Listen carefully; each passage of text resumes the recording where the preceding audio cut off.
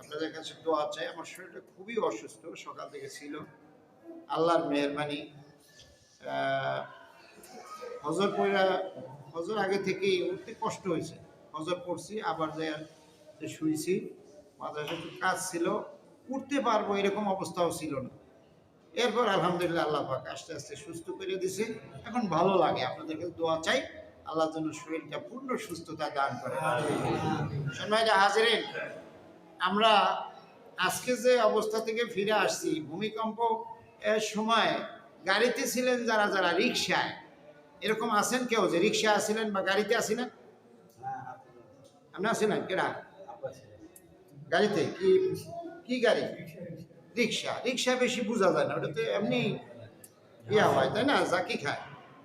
তো বাসওয়ালারাও বুঝছে মোটামুটি, আর যারা বাড়িতে ছিল তারাও বুঝছে। বিল্ডিং আমি টিনের ঘরে আছি, আমি ভালোভাবে বুঝছি।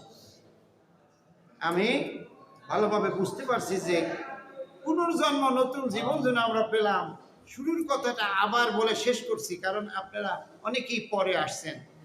আজকে আমাদের জীবনের শেষ, আমাদের শেষ মুহূর্তে, জীবনের শেষ মুহূর্তে হতে পারত, আমাদের মওত হতে পারত।